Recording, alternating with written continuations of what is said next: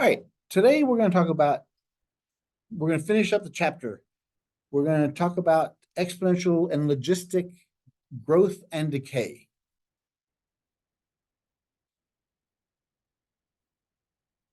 For example, but what is exponential growth? What do you think that means? What do you think it refers to?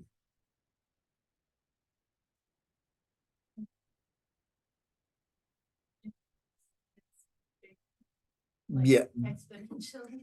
Remember the graph of an exponential function? Let's say, for example, 2 to the power x. Yeah. As this is time, as time goes to infinity, this goes to infinity. That's growth. That's exponential growth. Exponential decay, just the other way.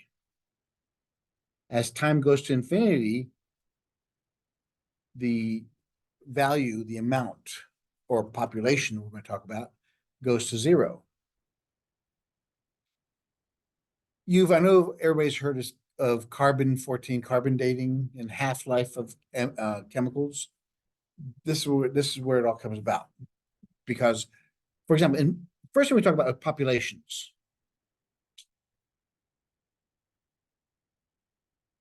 Populations have an exponential growth. Diseases, for example, have an exponential growth. Typically, what we do is if we had an auditorium full of people, what I would do is I would give everybody a certain number, and one person would have a 0. And the numbers would be small, like 1, 2, 3, something like that. And one person would have a 0. And I said, okay, go meet 3 people or 4 people and multiply your cards together. So in the first event, one person had the infection. They go and meet 4 people. Now, when they multiply by 0, their cards become what? Zeros. So now there's 5 people that have zeros. The next generation, those 5 people go out and meet 4 more people. It goes from 1 to 5 to 25 or 20, and then from 20 to 80, from 80 to 320, it grows exponentially. Each iteration, it goes further and further and further. Eventually, what happens? Everybody has the infection. So what happens to the infection? It grew, but then it only grows so much. Oh. Because what happens, if you look at the growth of a disease, it grows and eventually peters out. And then it starts dying because there's no more host to live on. So that's what happens with the COVID disease. First, it started off, and then and everybody got it.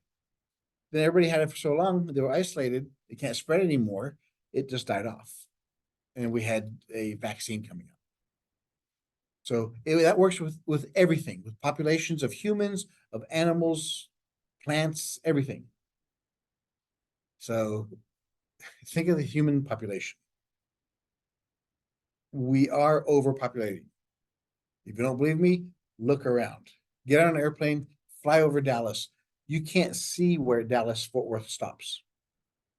Even at 37,000 feet, you can't see end to end where Dallas Fort Worth Metroplex begins and ends. That's overpopulation. And then as more and more people come to America, and that each one of them, each pair has at least one child. That's the reason China stopped having children. It was illegal to have children. So much worse, it's even worse to have daughters, because daughters would be propagating more children. So that was the whole population control. That's one effect of this kind of things. So the formula we'll be dealing with respect to population growth and decay is this.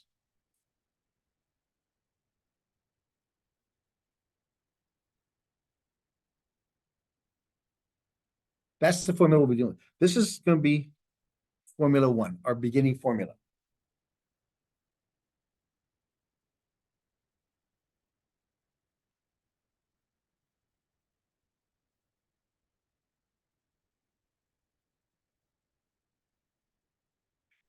Because whenever we deal with population growth and decay, we always deal with time. So T stands for time.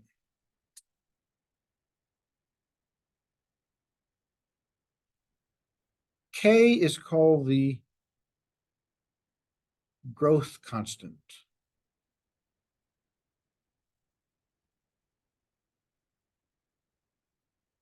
A sub zero is the initial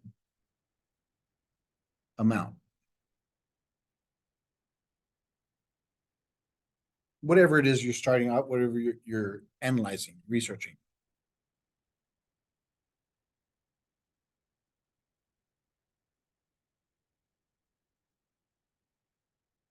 As we discussed earlier,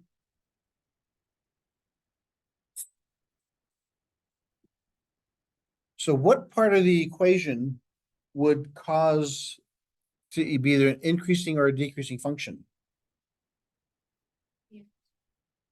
Which one? Yep.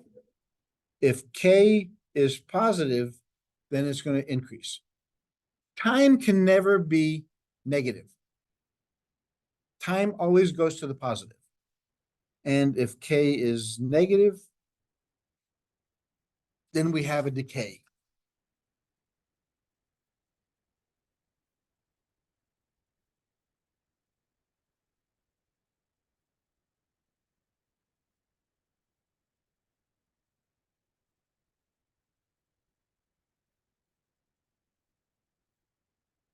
When the atomic bomb was first invented, the scientists around the world were afraid of what might happen. Because when you start splitting atoms, when will it stop?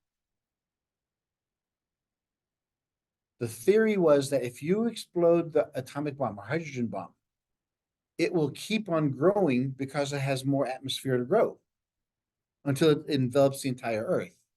But fortunately, that wasn't true because once it got to a certain point, it pretty much starved itself out of oxygen and everything else out. But the theory was just that, is it would keep on going. Think of cell division. The human body begins by what? It begins by one cell. What happens to that one cell? It splits in two. And those two cells, they split in two. And then those two, so you see how they grow exponentially? Every division by two increases the number of the cells. And eventually from that one cell, from one monomial cell, you have a human body. Why don't the cells keep on growing? Think about it. If you think about it, why don't the cells keep on multiplying and self-dividing? What's that? They do. But what happens? Well, no, they die off too. Because they get to a certain point where the outer ones can't go any further and they die. That's what happens to our outer layer of skin. The cells there start dying off, and that's where we get the dust. So it just eventually it reaches a maximum point where it can't grow any further. We call this concept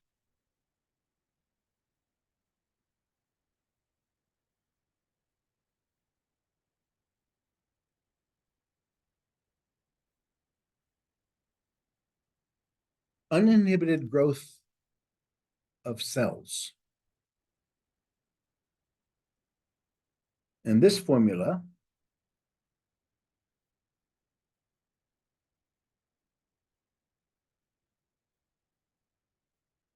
are number two when we deal with uninhibited cells.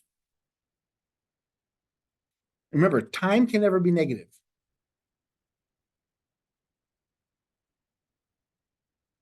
And there's one, you might say, this looks a lot like equation one. where n is the number of cells. But the only problem with this one is k has to be positive.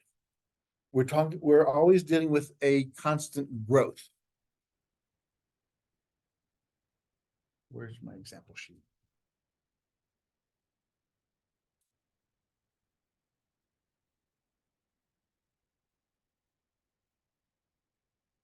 So let's look at this.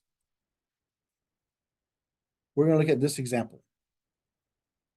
I was going to make copies for y'all, but the printer died out on me this morning. It just kept on saying input paper on the side, manual feed. And so I didn't want to do that for 2,000 pages. So here's the first example. Bacterial growth. A colony of bacteria that grows according to the law of uninhibited growth is modeled by the function n of t equals 100 e to the power 0.045 t, where n is measured in grams and t is measured in days. So write down what you need because I'm going to take this off in a second. What is our K factor? Our growth factor? Right. 0.045 t.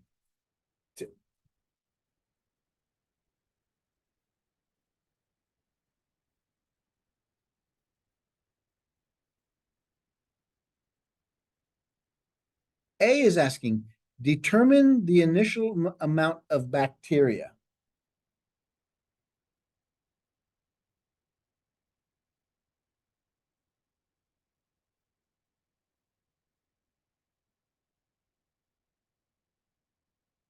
B is, what is the growth rate of the bacteria?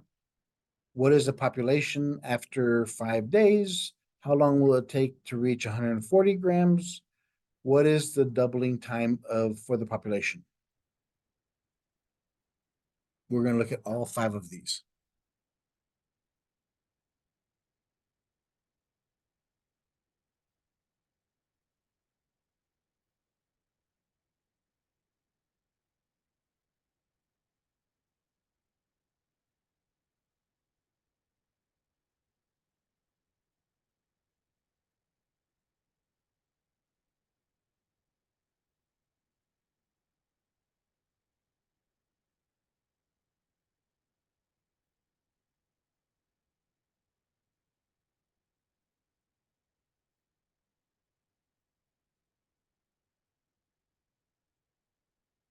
Okay, there we got this written down.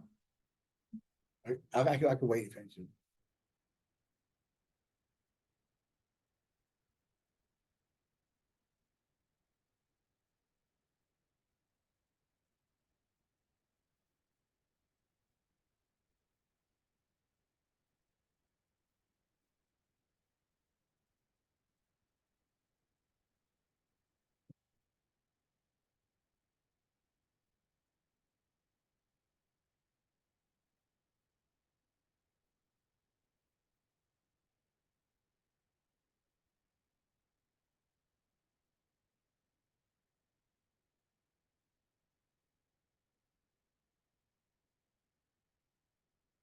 Ready? Got it? All right. So let's look at the first one. This is example 1.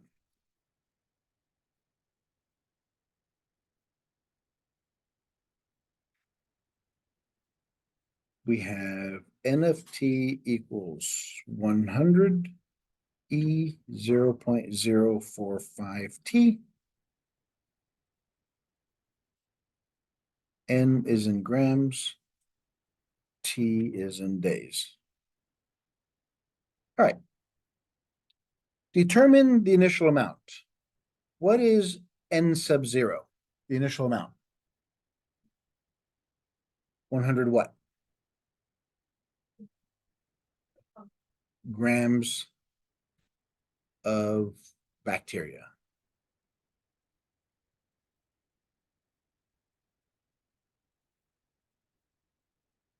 B. What is the growth rate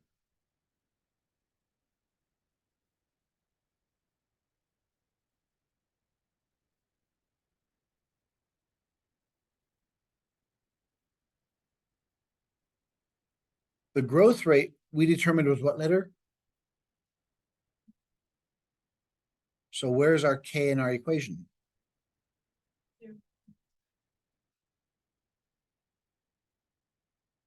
But that's not, that's just a decimal. A rate is a percent. So it's 4.5%.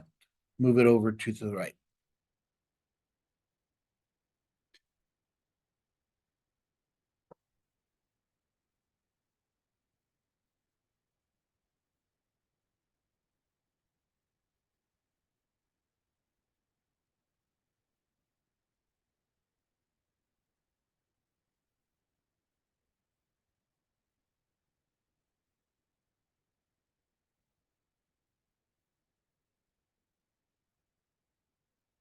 So what is the population in 5 days?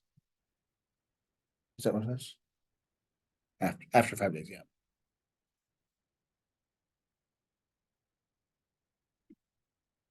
So how do we solve this?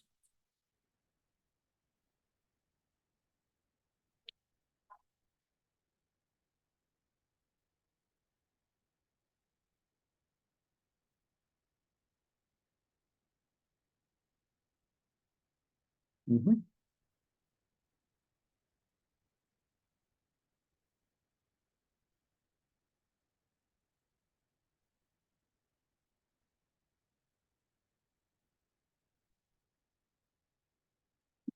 Get your calculator out and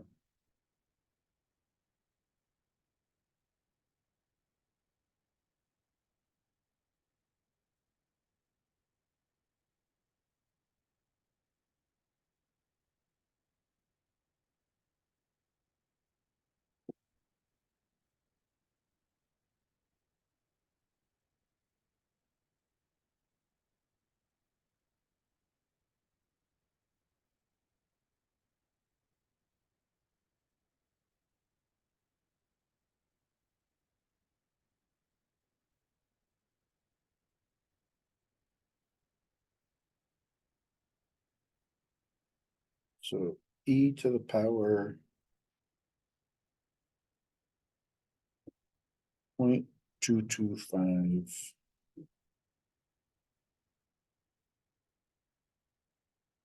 equals that times 100 equals approximately 125.232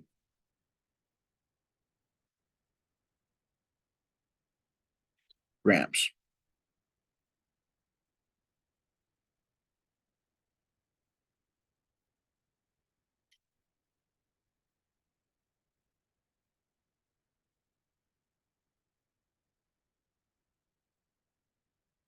Time till reaches 140 grams.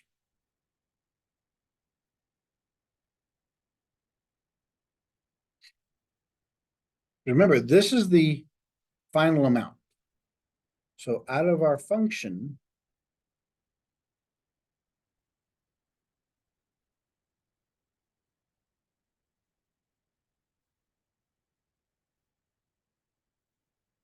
that's what we're looking for.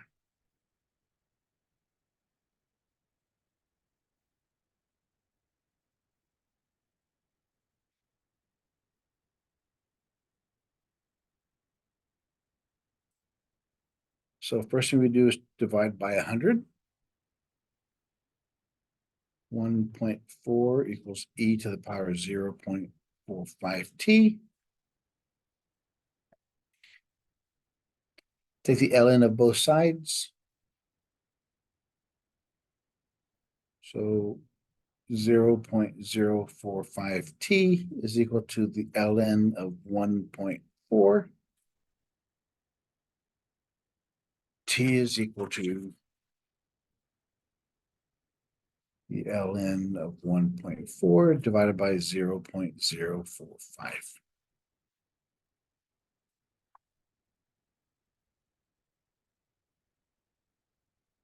It's just a matter of just plugging and playing.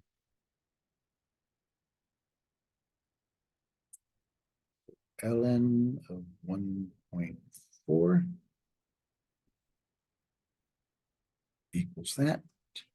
divided by 0.045.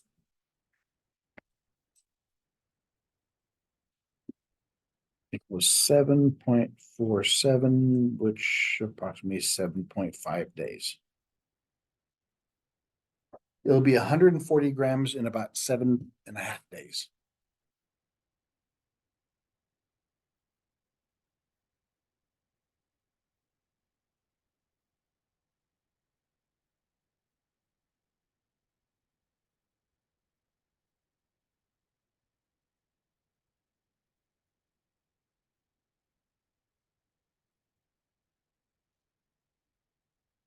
Yeah, I took the ln of both sides.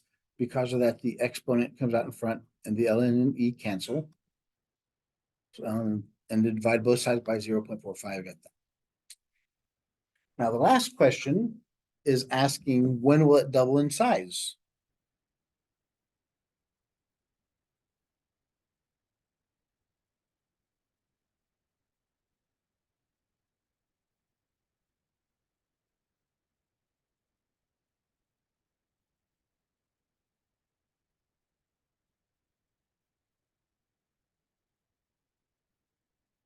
This one's looking for what? Doubling time. So we're solving for t.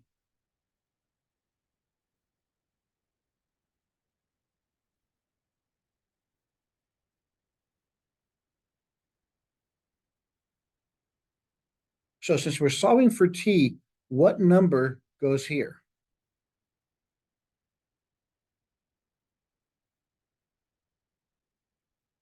Doubling population. What did it start off with? 100. So if we double it, we get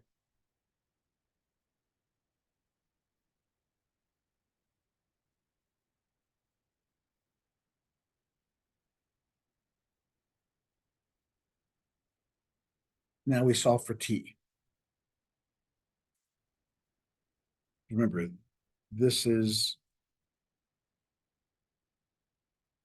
initial amount. So we double it, we get 200. Divide by 100. 2 is equal to the E 0.45t.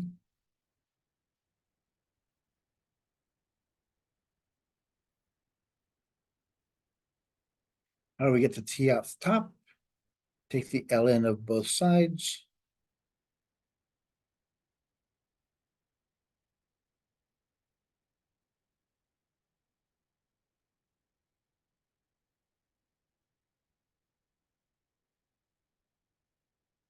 And the ln and the e cancel. So t is equal to ln2 over 0.045.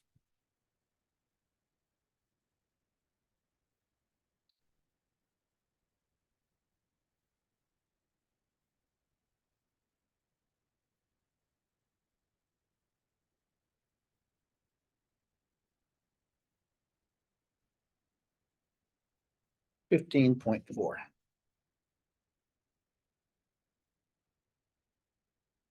Since time is in days.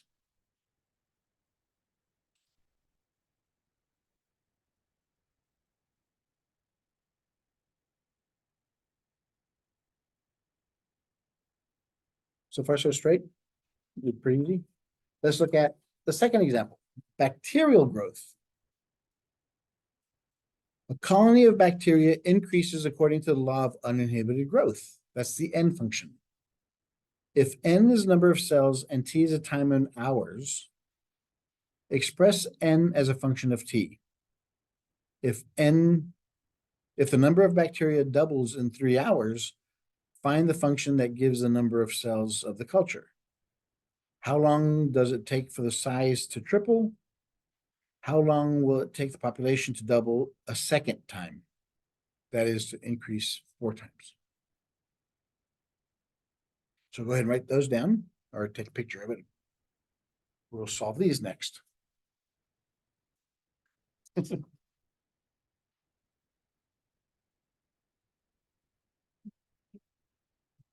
Yeah, because we're uninhibited growth, right? Because it says the colony bacteria, according to the law of uninhibited growth, that function is the N of T.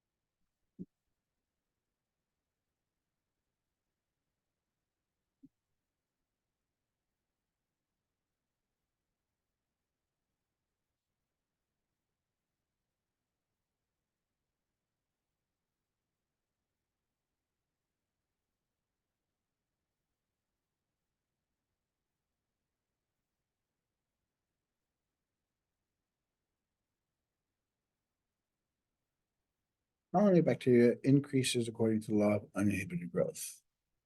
A, number of bacteria. T is hours.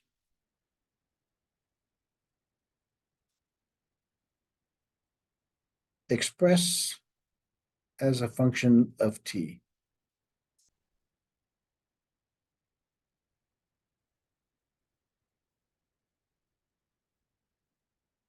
The first one is just state the formula.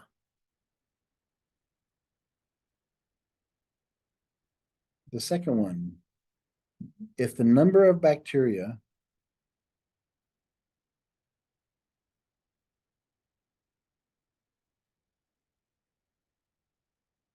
doubles in 3 hours,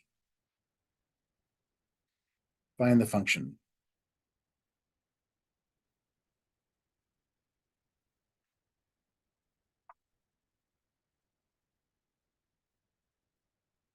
So what is that telling us?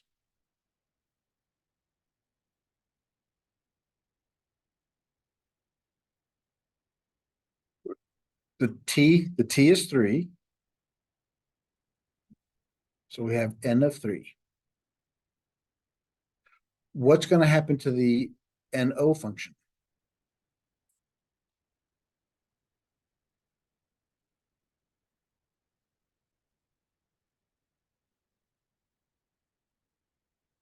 It's just multiplied by 2 because you're doubling it.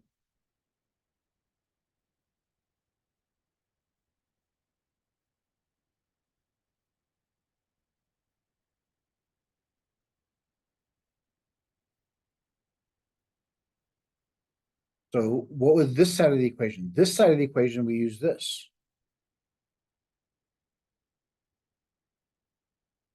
So we use N sub 0 E K 3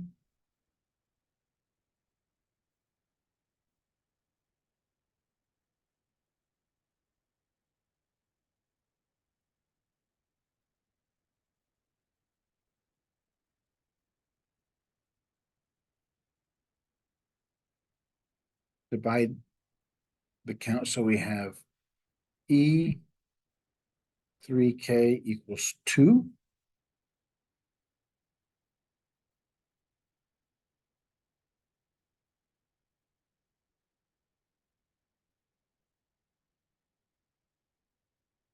In other words, we have to solve for K. Take the ln of both sides. 3K equals ln 2.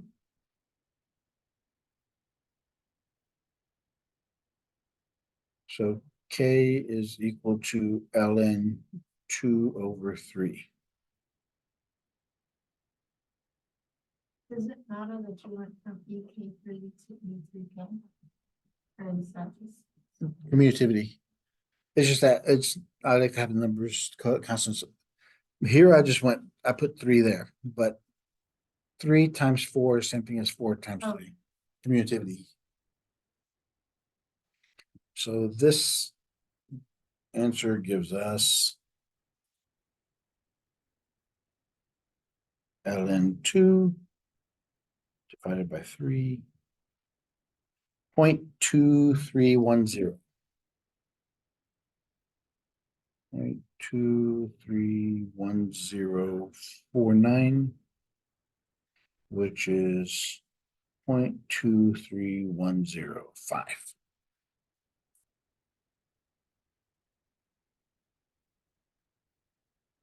So it said, if any, express n as a function of t. So now we have k. So now our function of t is equal to 0.23105 t.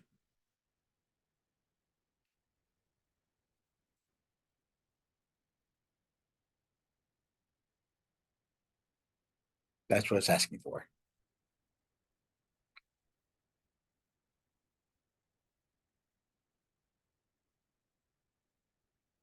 The next question, how long will it take the size of the colony to triple?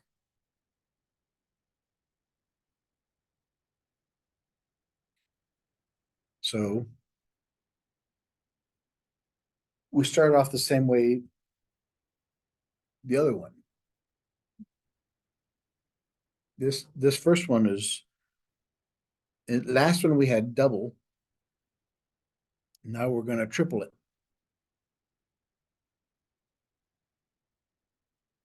And we use this, since we have the k function defined,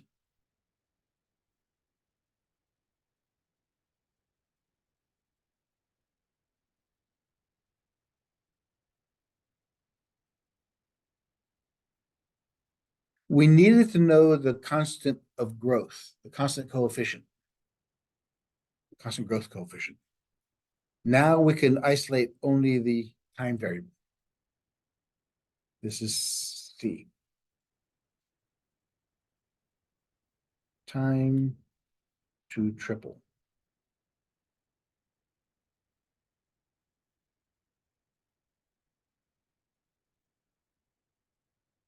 Divide both sides by n0, the initial count.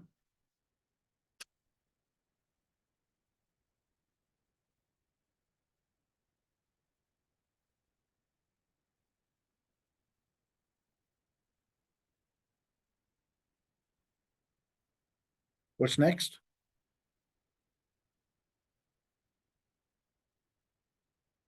We're solving for t.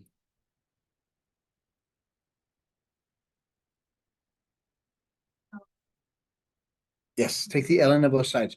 But since the variable is the exponent, we have to bring it down, ln. We use the ln because the base is e. So ln 3 equals 0.23105 t. So t is equal to ln 3 divided by 0.23105.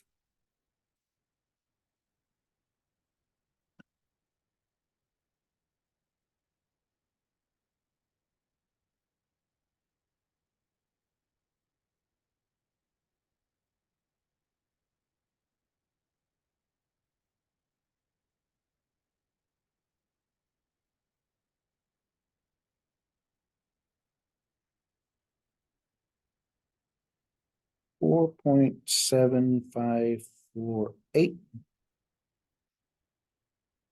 4.755. 4.755 what? Hours. There's a times and hours in this one.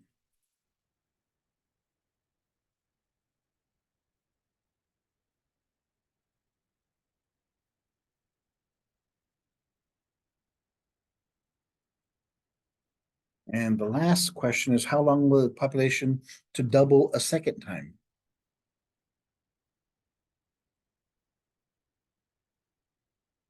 Time to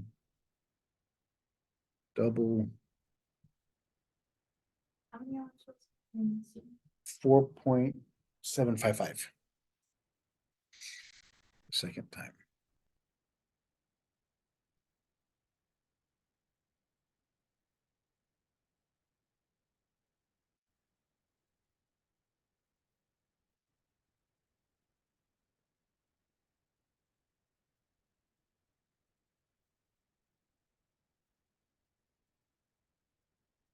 Four. How long did it take the first time? 3. So double it again, we get 6 hours.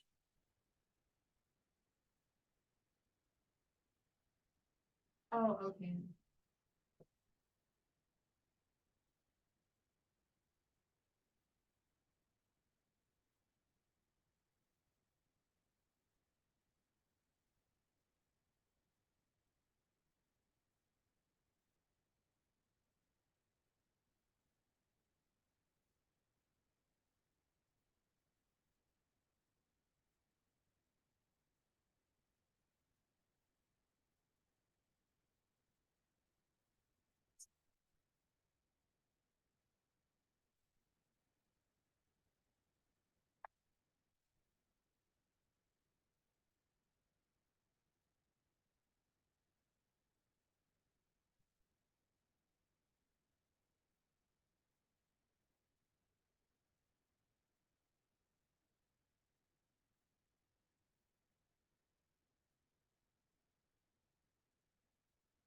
All right, so here's the next part. We're going to talk about uninhibited radioactive decay.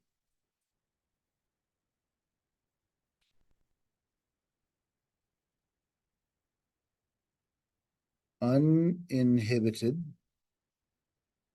radioactive decay.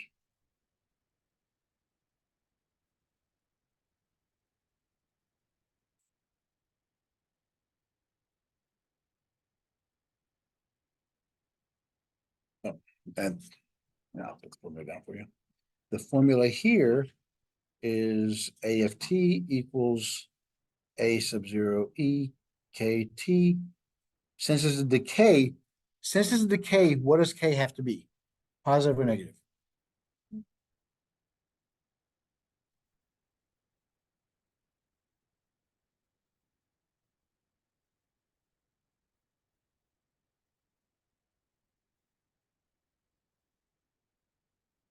Radioactive decay is how long it takes, for example, a half-life. What is a half-life? You should know that. No. Half-life is the amount of time it takes for one element to lose the molecules to become half of what it originally was. It's all molecular in that point. It's decay. It's dying slowly. How much until its molecular mass is half of what it used to be? And typically what they use there in carbon dating is carbon-14. So is see how much carbon-14 has been decayed, lost in this element. So this is how they're going to find it out. So that's what we're going to use here in this example. So this one, we'll use example 3. Estimating the age of ancient tools. Traces of burnt wood along the ancient stone tools in an archaeological dig in Chile were found to contain approximately 1.67% of the original amount of carbon-14. If the half-life of carbon-14 is 5,730 years, approximately when was a tree cut and burned?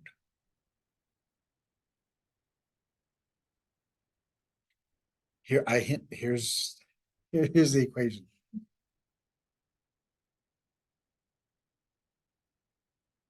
But now the question is, how do we get this number here?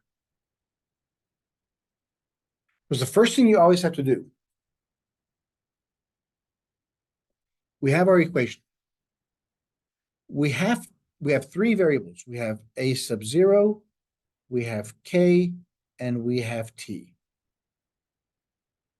The question here was asking, where is the question? If the half-life is this, when was the so we're looking for time.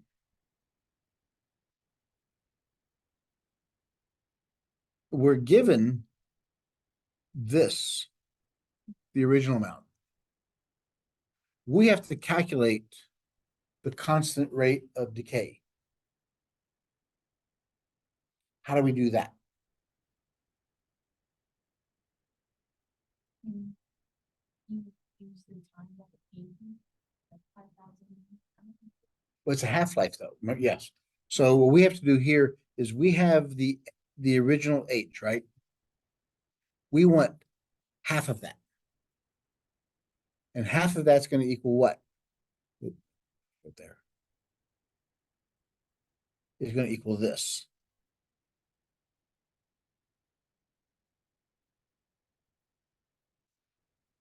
We know the time, which is what?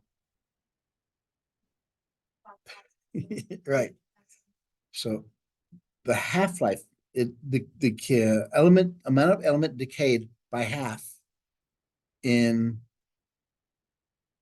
5,730 years.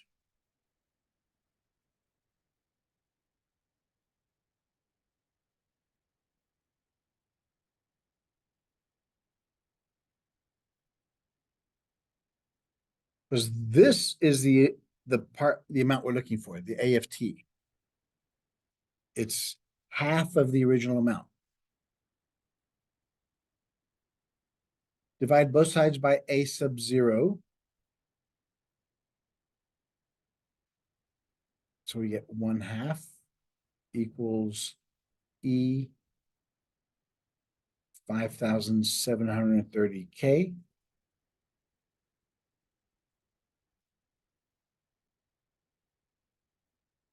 And we've seen this next step before a couple dozen times. Take the ln of both sides.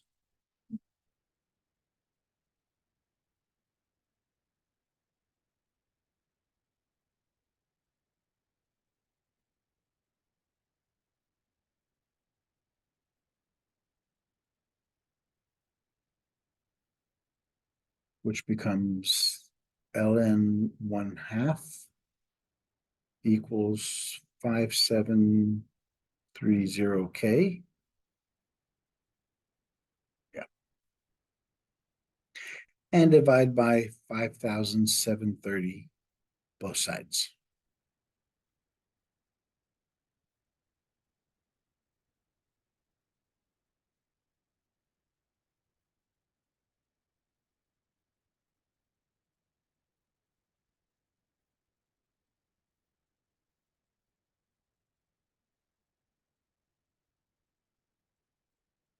ln of 1/2, is that going to be above or below the x-axis? Because remember, the ln function looks like this, and it crosses at 1. So at 1/2, it's going to give us a negative value, which is what we're looking for since we're looking for a decay.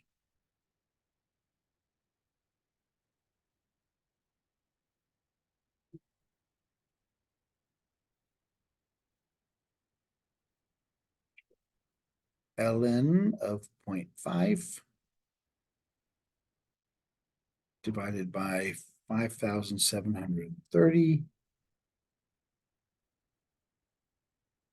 is equal to negative 0.000120968.121.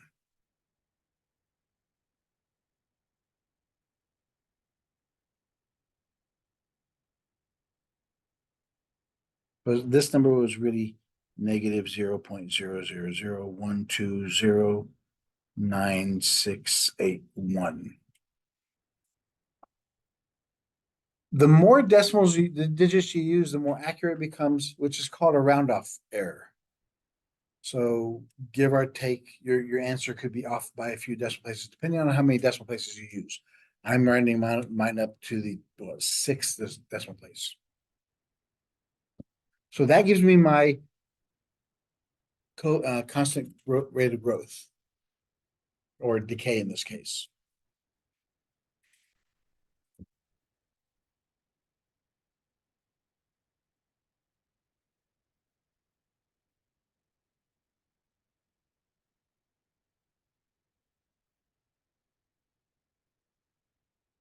All right, so if the half-life is that 14, approximately when was the tree cut and burnt?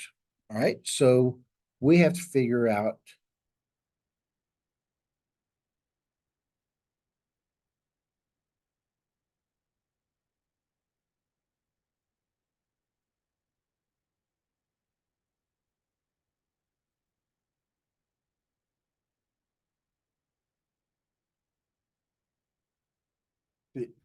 when I put this up here, you notice how they use the entire every digit in there because they want to be as most accurate as you can. But I don't want to type in that many numbers. So how do we find that? What do we do next? We're looking for what? We're looking for time, right? Yeah. So we're looking for T. So what do we put everywhere? We have this. Now what do we do?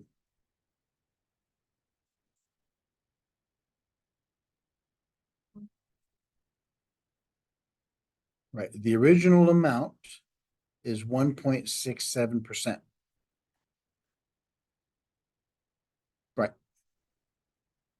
So that's what this part is.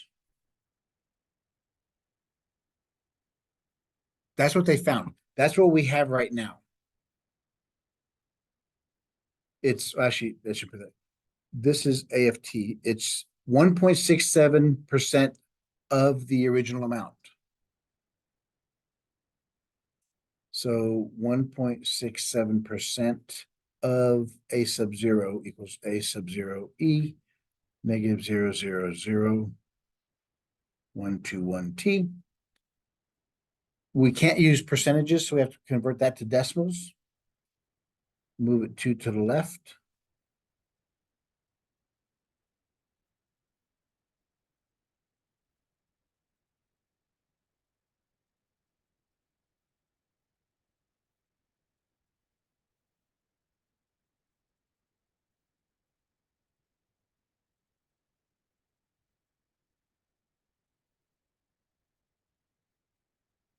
You notice how on all of these, the A sub 0, N sub 0 cancels out? Because the amount we start off with is not that necessary. Is we have the amount, we have the information, that's all we need. So we divide both sides by A sub 0. So 0.0167 is equal to E negative 0.000121 T.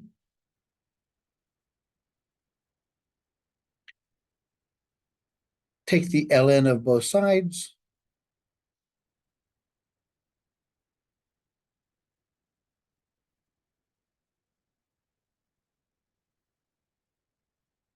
Negative 0.000121 T.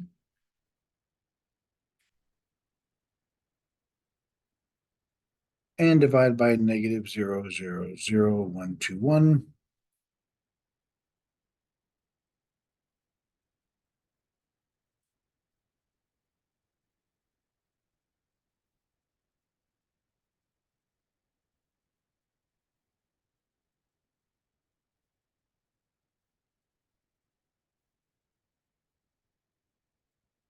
I know a lot of you are thinking, but the answer is going to be negative.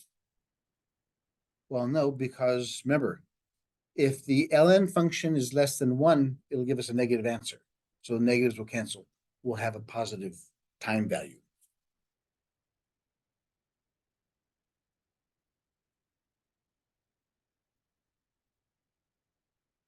ln of 0.0167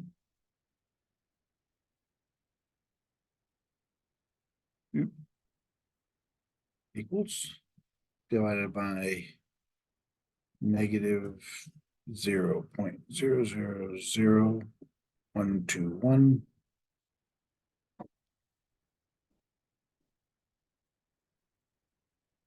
T is approximately 33,821.046.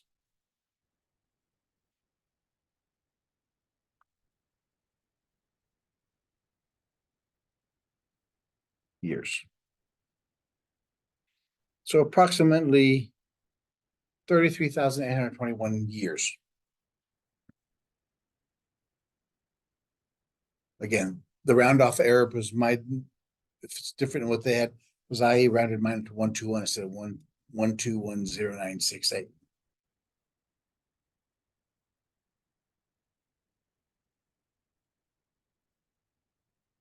On the homework, just tell us how far. It should, yes. It should tell you how accurate to be.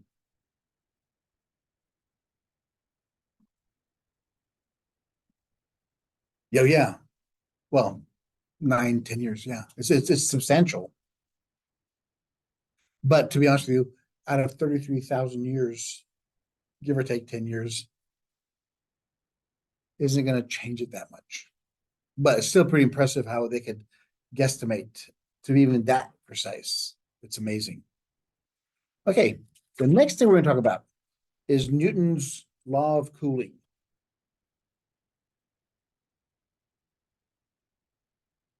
The formula we'll use there is this one. Newton's law of cooling states that the temperature of a heated object decreases exponentially over time towards the temperature of the surrounding medium. What does that mean?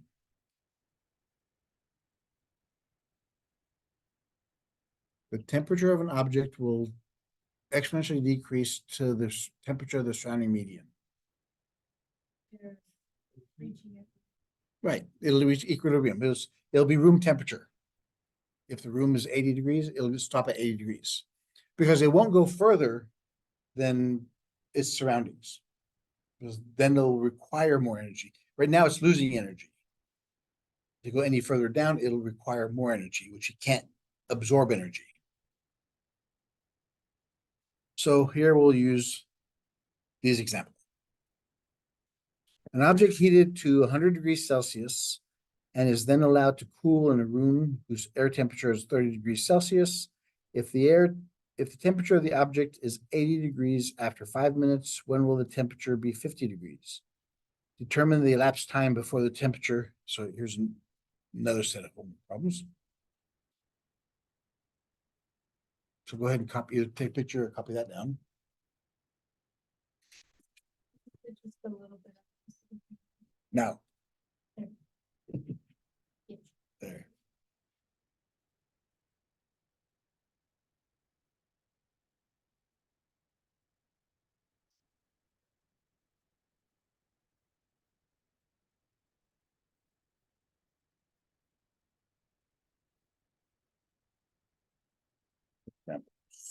That's example 5.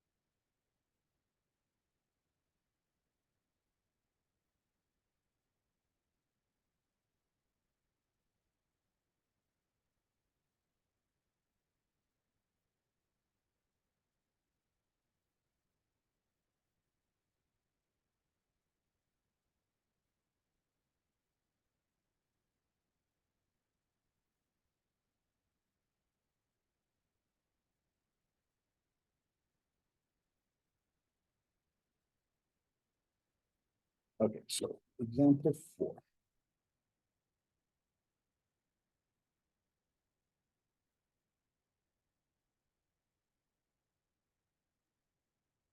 Object heated to 100 degrees Celsius.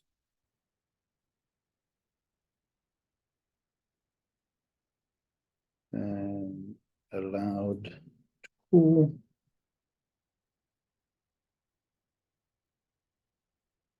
in a room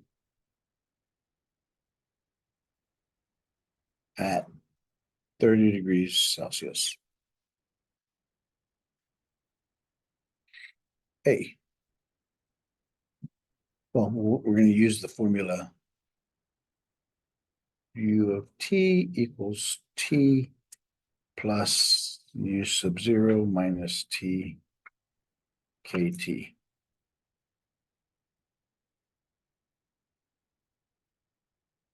Well, the capital T is the constant temperature.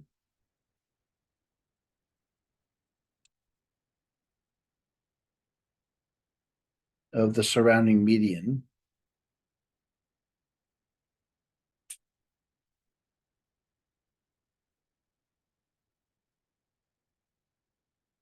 U sub 0 is the initial temp of the object. And K is the constant gradient or temperature gradient.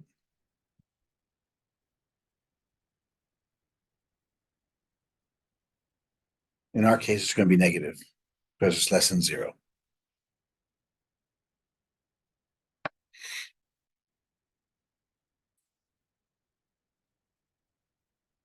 All right, so what do we have here? This, let's call this example.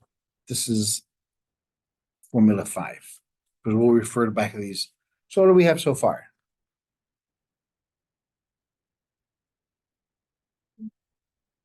We have U of t equals what? What's big T? The temperature distribution. Which is what? No, sorry. 30. 30. And then U sub 0 minus T. What's U sub 0?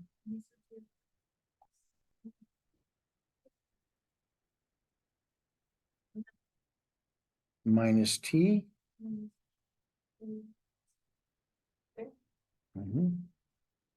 KT. So it's 30 plus 70 KT.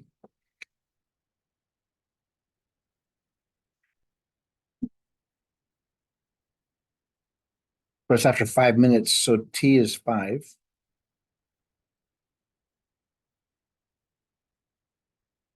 Because it said A, the temperature is 80 degrees after 5 minutes. So U of 5 is 80. So that's what goes here.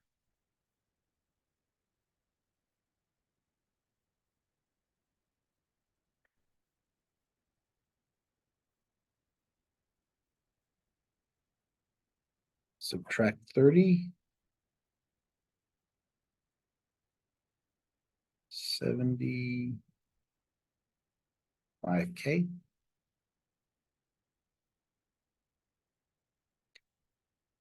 Now what are we gonna do? Are you sure? Am I missing an E somewhere? Yes, I am. It's EKT.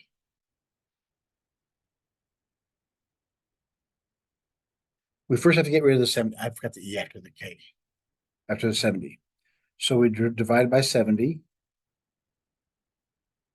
So it's 5 over 7 equals E 5K. Now we take the ln. Because as I was looking at, there's exponentials, missing exponential somewhere. Now we take the ln of both sides. Ln of 5/7 equals ln of E 5K.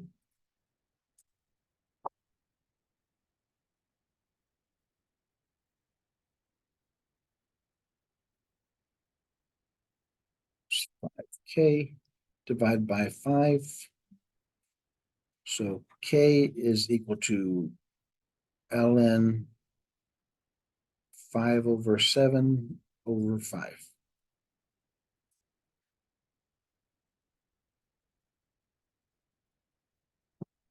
Which is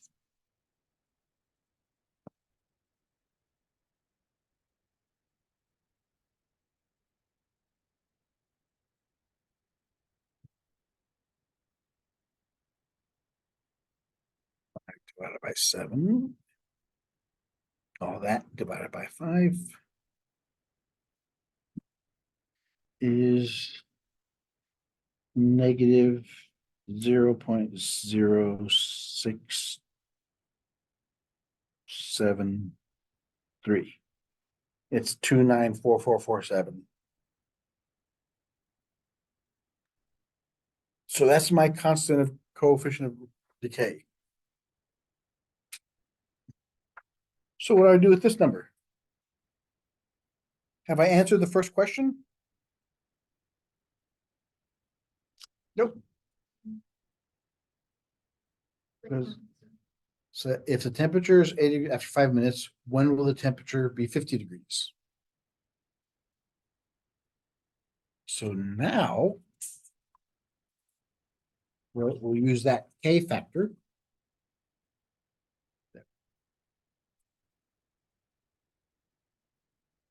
So our function become, well, we did 30 plus 70 E 5. No, now we have a K, which is negative 0.0673.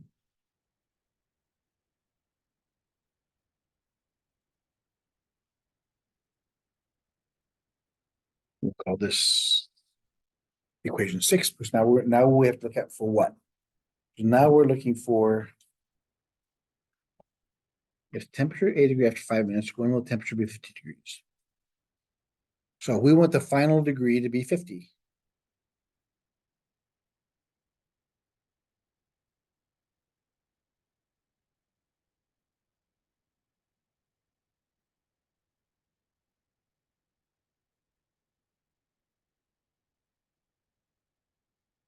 Subtract 30. So 20 equals 70 E.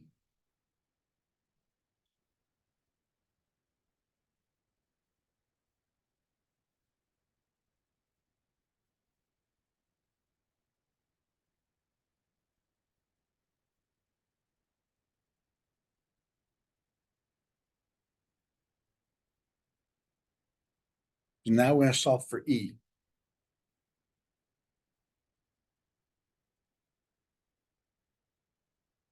Take the ln of both sides.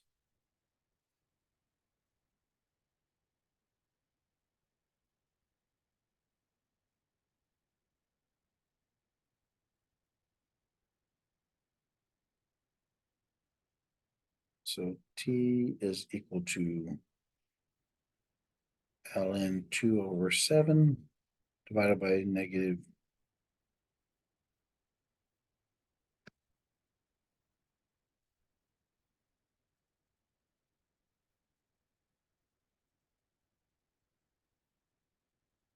ln 2 divided by 7 divided by negative 0.0673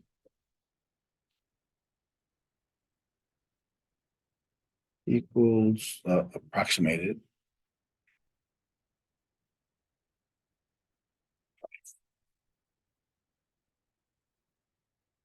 What units are those in? minutes.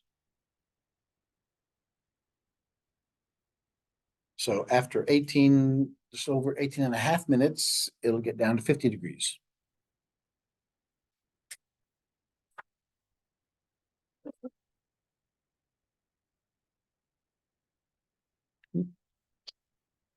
All right, what's B asking us? B.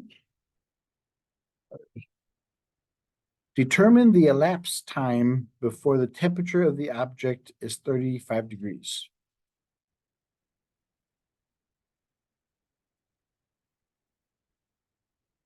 Time to 35 degrees Celsius.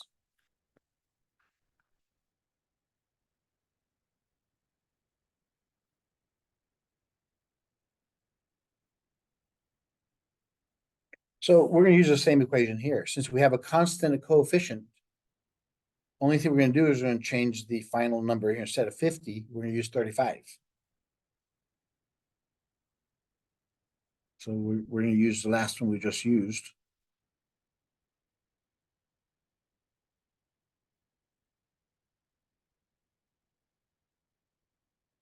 It was once you have the K defined, then it's just a matter of finding time for anything else you want.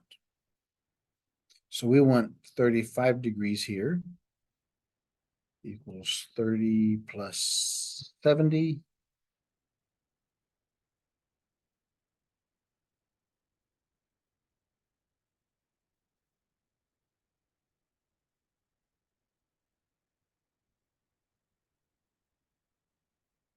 $70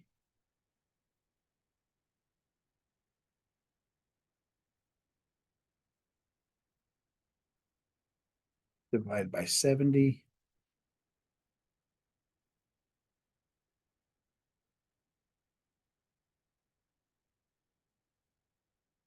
So it's 1/14 equals e to the 0.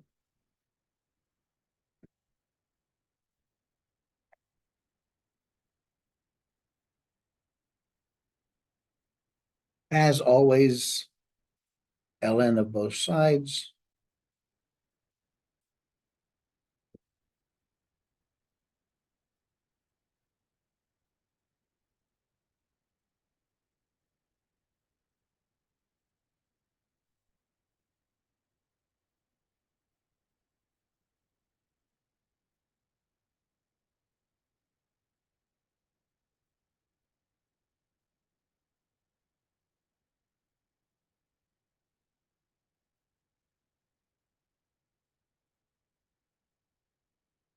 And divide both sides by negative 0.00673.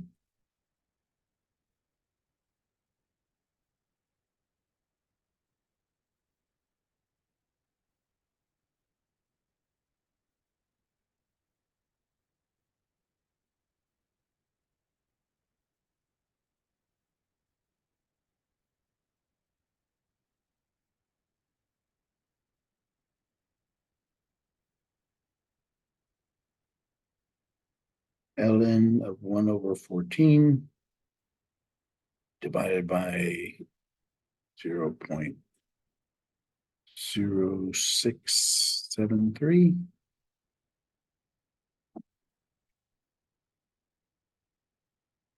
$39.2133.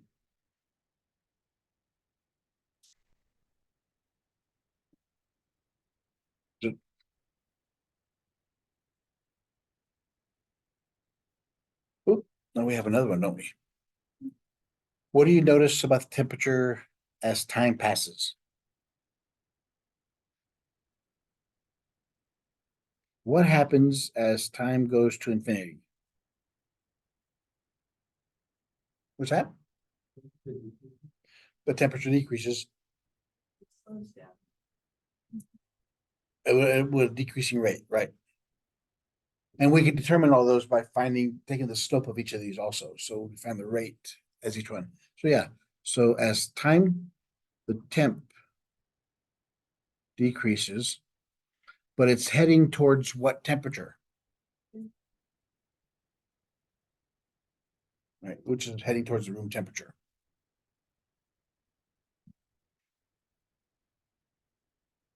So if we were really doing this with science, would you have to make some kind of adjustment for it heating the area around it? Is it cool? No, well, let's say we had a rod. And yeah, it's the radiating heat does radiate that, but the outer temperature out here, there's more area in the room than that little area is being. I was just thinking, if I'm trying to cross something that's frozen and I put it in lukewarm water, it keeps the water. Because but if you had a swimming pool and threw it in there, it would warm up a lot faster. Right, because there's more, the percentage of molecules is, in the room is a lot more, so it can circulate, and the air is circulating. Very much. So yeah, so the more water you have, the faster you, and that's a lot of people use running water, which is a waste of water, but they use running water to cool down meats when they want to cook them. So yeah, I do the same thing, but you put it in the big bucket or the sink, depending on how big your sink is, it cools off. Or if it's a smaller sink, it's like a smaller dishwashing sink, you feel the water gets colder a lot faster. And then you gotta drain that and then put some more in there. So so the more room you have to defer the temperature gradient, the faster it'll cool down. That's what I said in the room temperature, because the room also circulates the air. It's never going to be stagnant. So whatever's coming off that rod will go with the wind.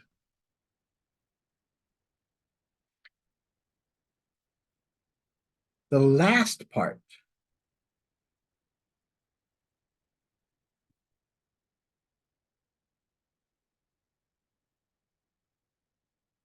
logistics model. This is pretty important.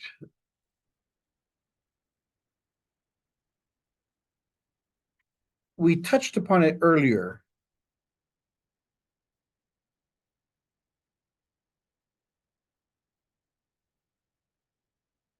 For example, bacterial growth or bacterial decay.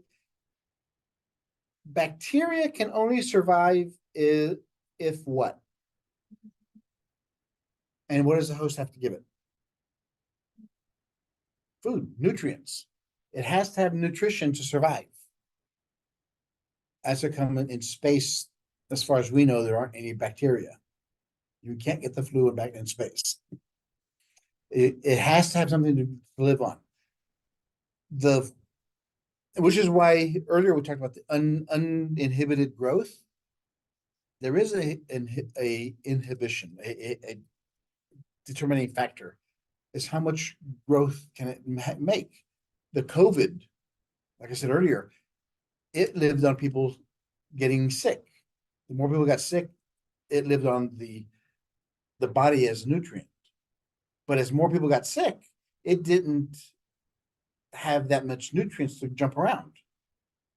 So if I was sick and you were sick and my bugs jumped off me and onto you, it wasn't going to grow anywhere. It was eventually going to starve itself to death. So that's what this part talks about.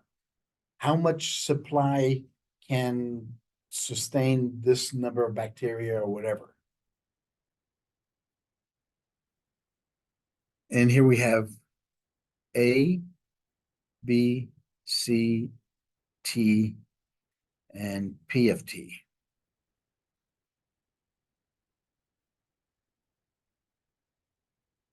A and C and C are greater than 0. For our case, since it's already negative, B is going to be greater than 0 for growth, and decay, it'll be negative.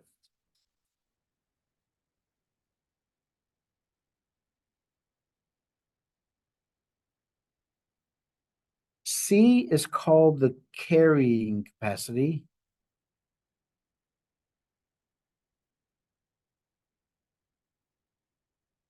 Let me write that. C is the carrying capacity.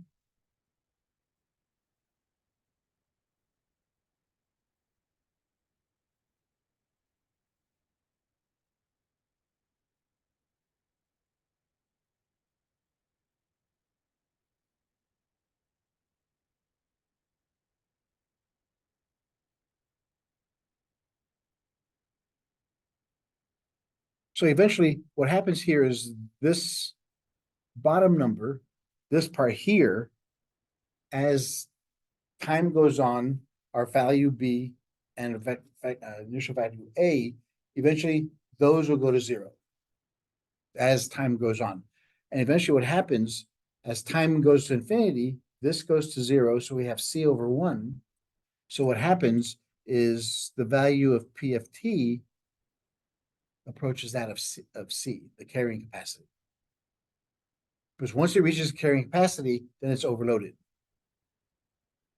If you think about electricity, if you can only put so much electricity in there, once you put too much, it'll explode. It'll jump the circuit. Oh, I was gonna also show you guys your examples of properties.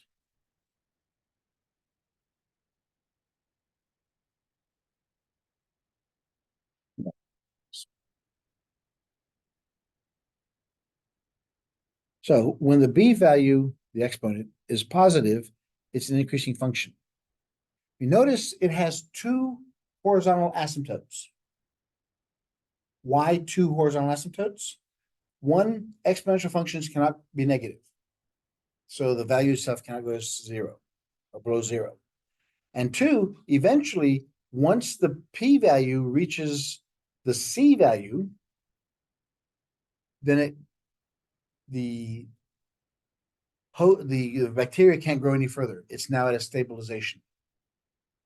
So if B is positive, it grows increasing wise until it reaches its plateau. Those are the two horizontal asymptotes. So likewise, in the decreasing, what happens here as time goes on, now eventually it's going to decrease. The point of inflection, when you get to calculus, the second derivative determines where the point of inflection is. If we had a function, let's say a cubic function, we call this part here concave down because the shape of the curve is downwards. This part here is called concave up or convex. So if you notice, the shape on the left side, the concave down and concave up, eventually there has to be a point where the two meet. There's a point here where it's no longer concave down, no concave up just yet. That's the point where it's shifting. That's what we call the point of inflection.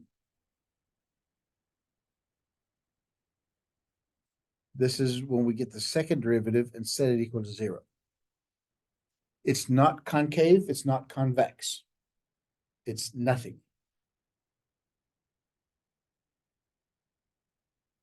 And that's the point of, I don't say equilibrium, but that's where it begins to change its patterns from being negative to start being positive. But look at the curve. This is it's going down. Now this at this point it starts pulling up. So if you think about pilots, it's pulling down, pushing down, and then at this point they start pulling up. Then the plane goes up. At this point, that's when you're neither going down or up. It's just in free space. So the properties that we're dealing with are these.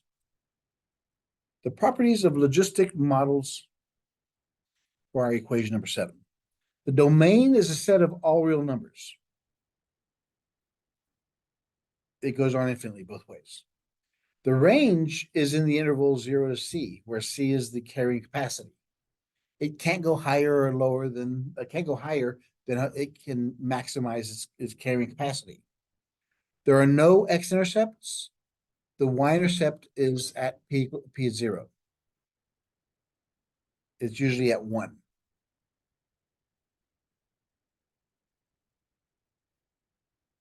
There are two horizontal asymptotes, y equals 0 and y equals c. P of t is an increasing function when b is positive and decreasing if b is negative. Yeah, I don't need that. It should be discussion. It's a point of inflection. The point of inflection equals 1/2 the carrying capacity. The inflection point is on the graph is where the graph changes from being concave up, concave, I just told you. And the point where the graph changes from being concave down to concave up in a decay function. The graph is smooth and continuous. We've always talked about f being a continuous function because we have to have every point defined in our domain. If we have a jump discontinuity or any type of discontinuity, then our function isn't going to work. Because when it gets to that point, we can't really see what happens. So these are the properties of we talk about in logistic models. X is positive, negative, infinity. The domain is from 0 to c. It's a continuous smooth curve.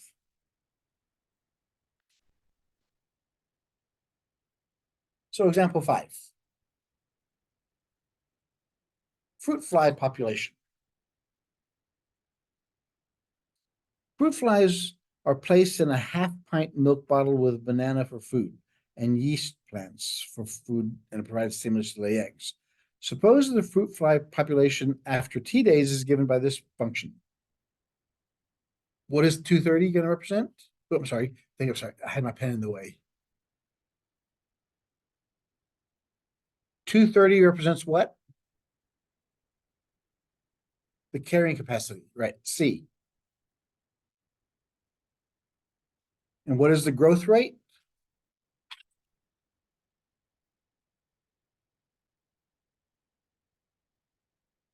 The growth rate is 0.37 or 37%. Well, let me write these down. So everybody got a picture of that?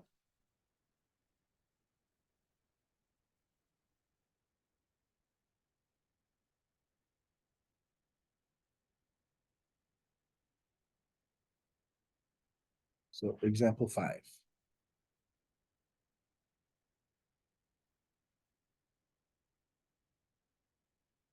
Fruit fly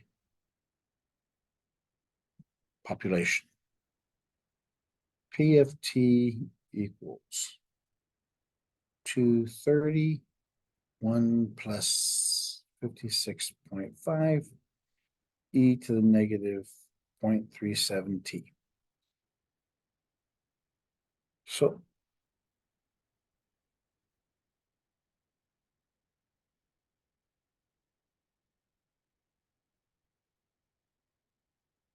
equals 230. That's the top number.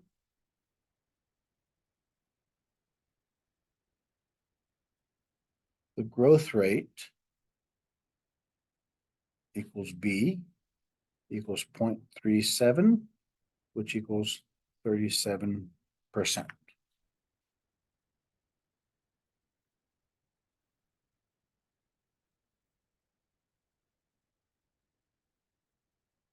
Initial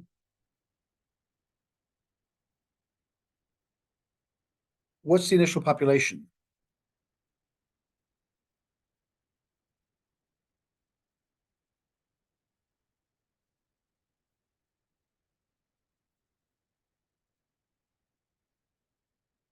When do we have the initial population?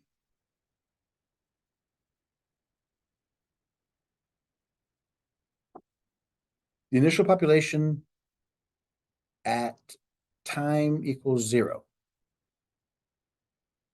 Because we have everything else defined. At time 0, we have 230, 1 plus 56.5 e to the negative 0.37 times 0.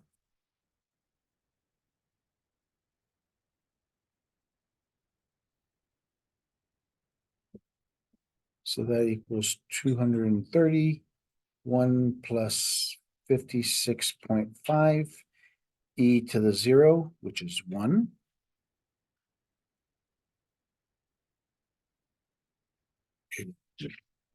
Please. 1 plus, right?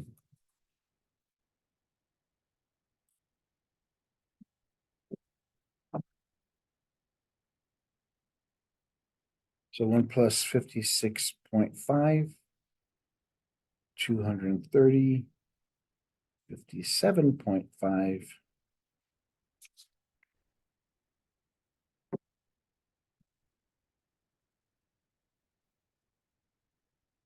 Two 30 divided by 57.5 equals 4. So the initial population consisted of 4 fruit flies.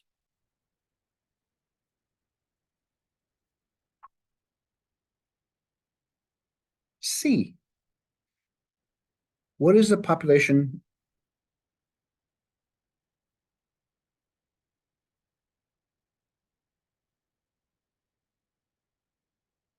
after 5 days?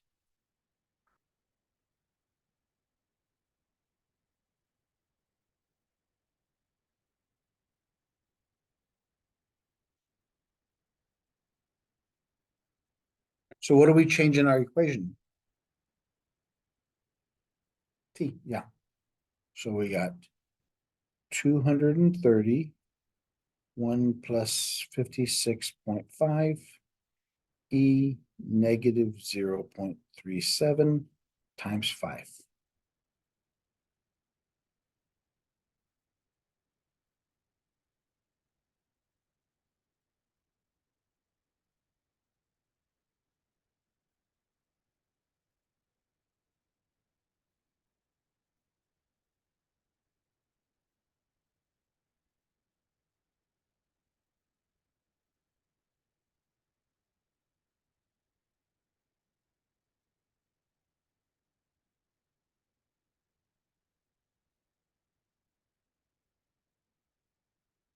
Oops.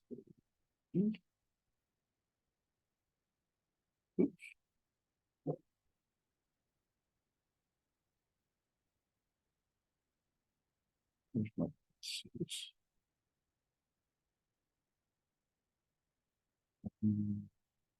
Plus 6.5 times negative 1.85.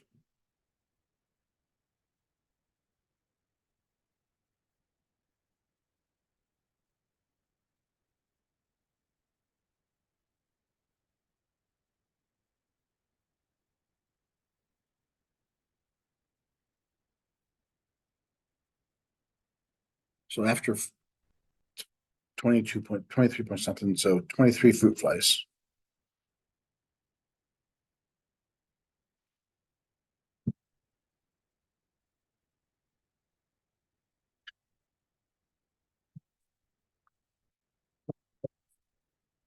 All right.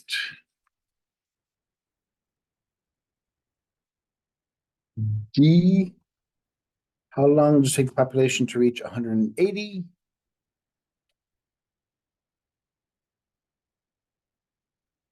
Time to reach 180. So that's what we're looking for is our PFT is 180 is equal to 230, 156.5, e negative 37t. So we're solving for t.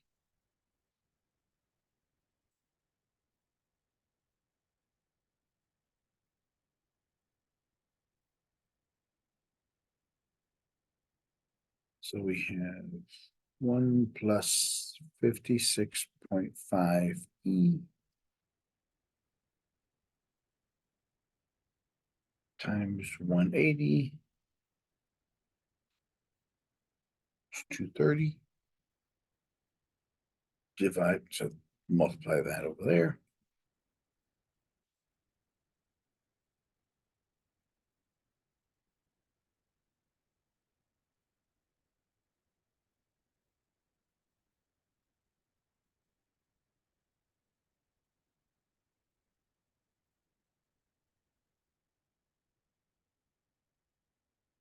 Two thirty. 230 divided by 180.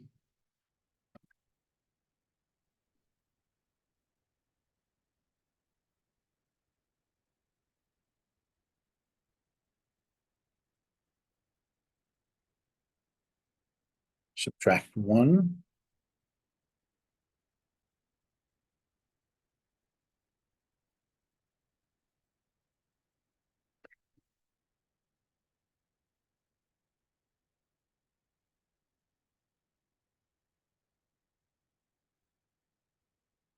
Two thirty divided by 180 equals that, minus 1 equals 0.2777777. 0.278.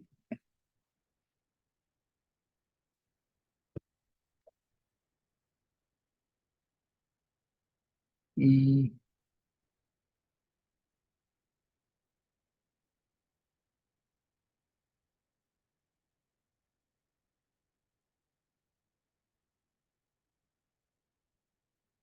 question. I should be writing it this way.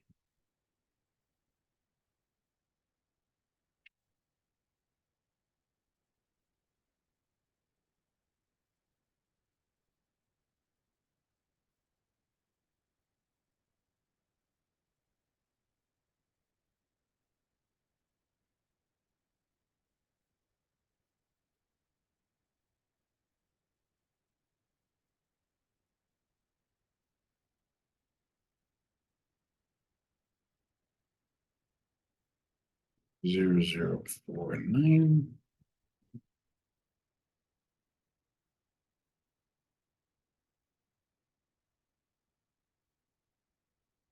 Now we take the ln of both sides.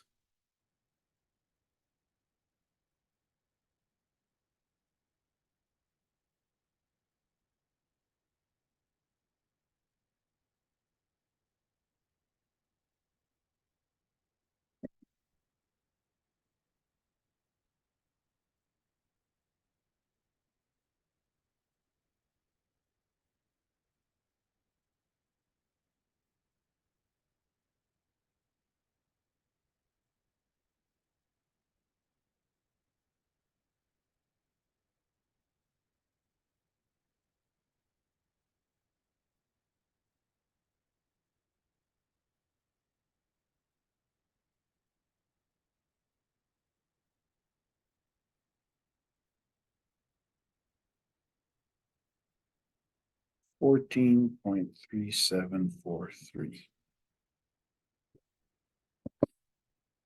Or 14.4 days.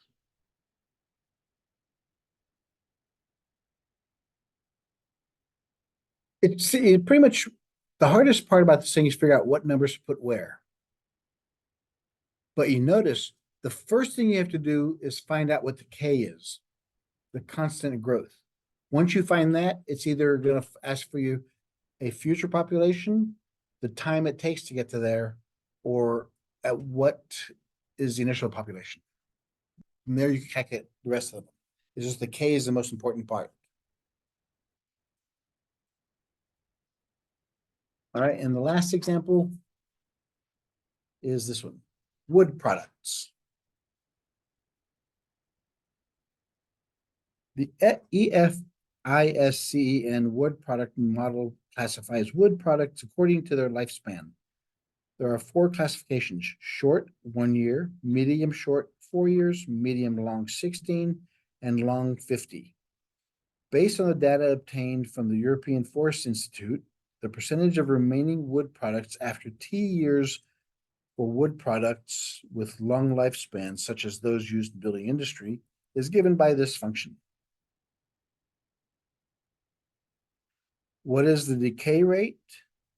What is the percentage of remaining wood products after 10 years? How long does it take for the percentage of remaining woods to reach 50%? Explain why the numerator given in this model is reasonable.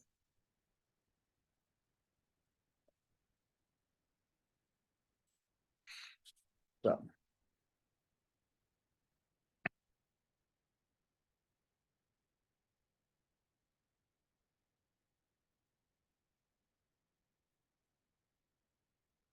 Rathus?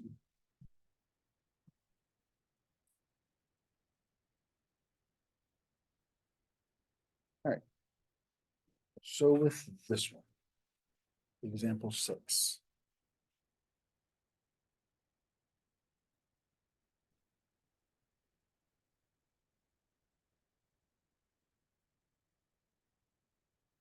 Wood products.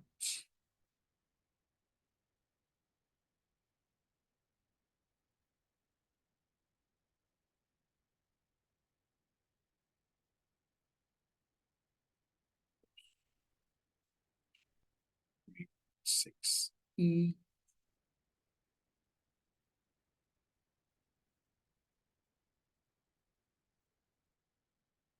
Okay. A.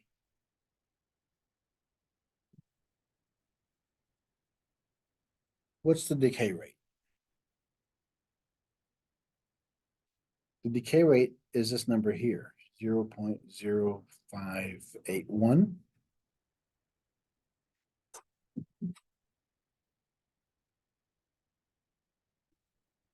5.81%.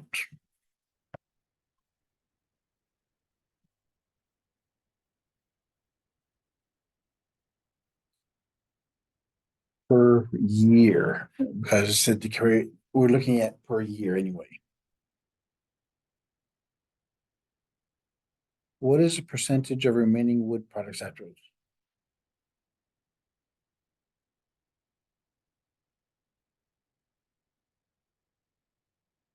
Wood products.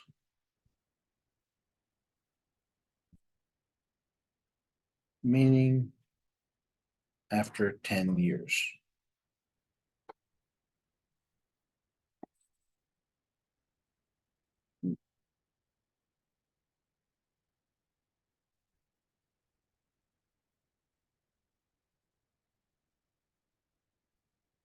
So how does that question relate to our original equation here?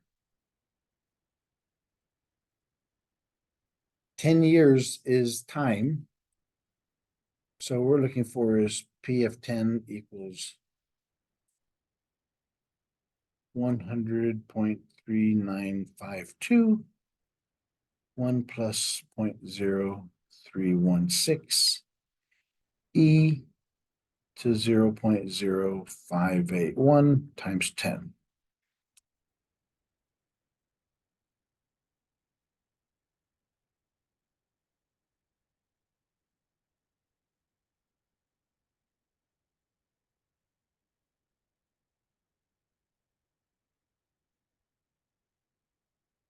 Zero point 581.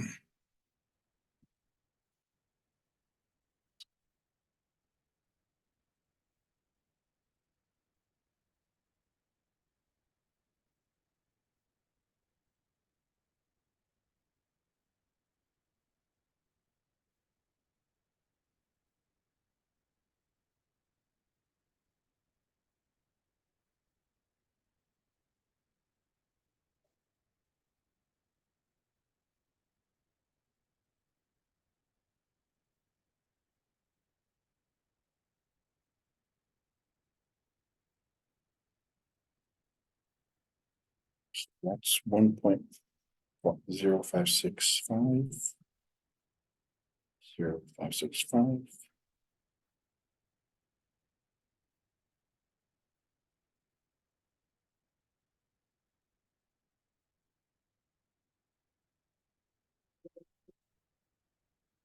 It's approximately 95.02 or 95% left.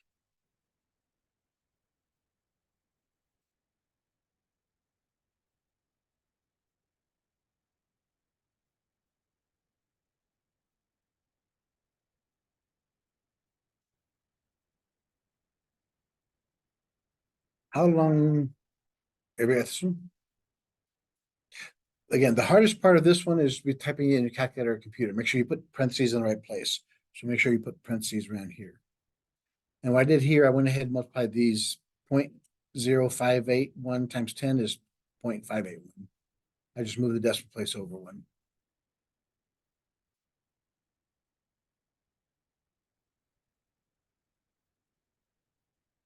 All right, part C.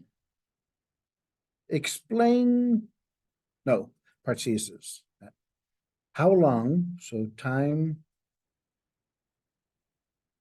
for the percentage of remaining wood to reach 50% till 50% remain.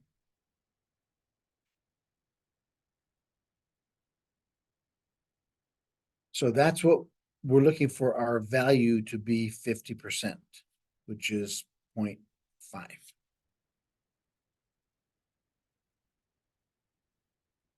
So we have our equation 100.3952, 1 plus 0.0316 e to the power 0.0581 t.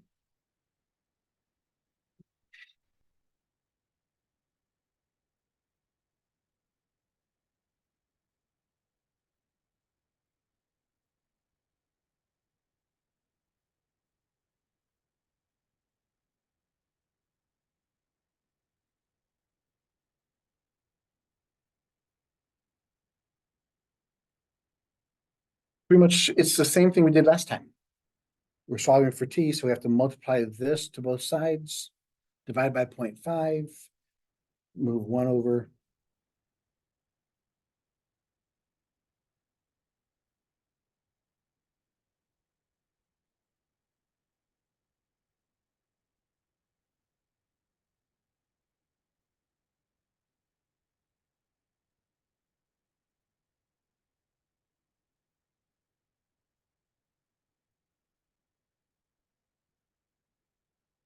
Divide by a half.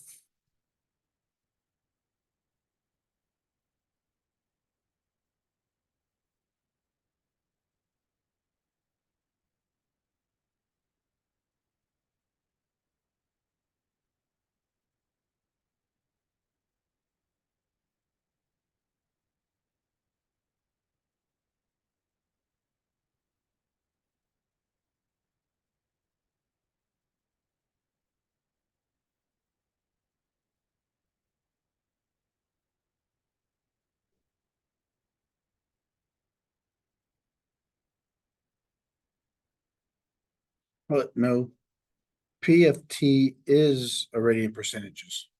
Because this is the percentage of the P of T is 50. So here it's 50%. That's what this function is looking for, is percentage remaining. The P of T is percent remaining. So we want 50%. So it's not 0.5, it's 50.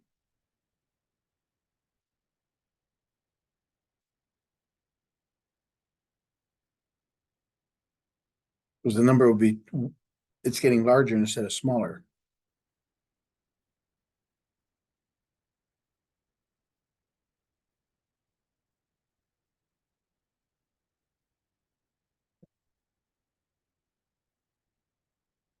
Yeah, that's what it should look like. Because if it was 0.5, then this number would go from 100 to 200. It's going in the wrong direction. So the PFT is the percentage of wood remaining.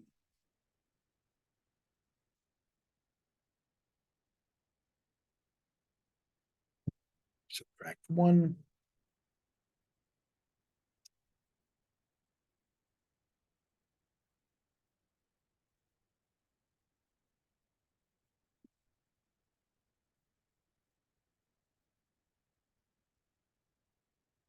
And divide by 0.0316.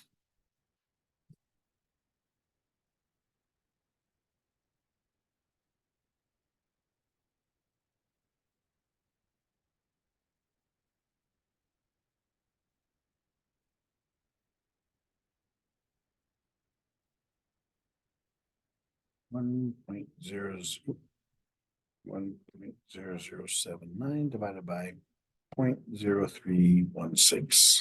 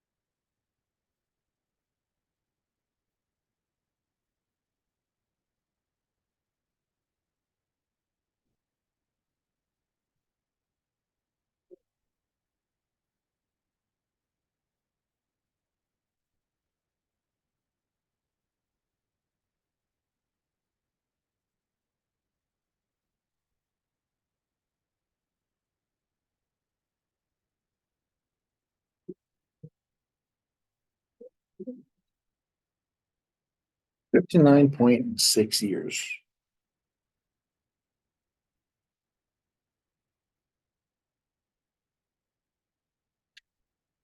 And the last question was, explain why the numerator is reasonable. The carrying capacity, why is that reasonable? Remember, our C value was 100.3952. Because at 50%, if it's 59.6, if we multiply this by 2, we get pretty close to that. So the half-life of our wood is 59.6 years, times 2 is pretty close to that, give or take some. Of course, the longer it goes, the more it degrades. All right. What do y'all think? It's the same formula over and over and over and over. It's just, I mean, it's just repetitive. So that finishes chapter 5 for us. The next things we're going to do is now we start trigonometry. We'll do the introduction of trigonometry. We'll do the properties of trig functions, the unit circle on Wednesday. And next Monday, I don't expect anybody to be here. At least don't drive, because there are going to be a lot of people driving on the roads trying to get to a spot to watch the eclipse. So, what's that? It's around this time right here. So even if you do come to class, you won't be able to leave anywhere, because all the highways will be packed and everybody driving, looking at up. So I will lecture online next. I'm not coming to school next Monday. I'm gonna lecture everything online next week, because they even said, news people said that Sunday, Monday, and Tuesday, the gas stations may be so full that they may be empty. So don't take that chance. And they're anticipating millions of people coming over here. Would be like an online. Online, thing? yes, yes. I'm a lecture from home. I'm not leaving my house Monday. You're not gonna be out watching. I'm gonna go out for a little bit. I mean, what you see in the eclipse, wow. I mean, the moon's in front of the sun. Wow, I'm there. So that, yeah, so you see the next couple of chapters are pretty easy. We'll finish this in one day. And then we'll finish up half angles and double angles the next day. It's just repetitive what we do with these angles.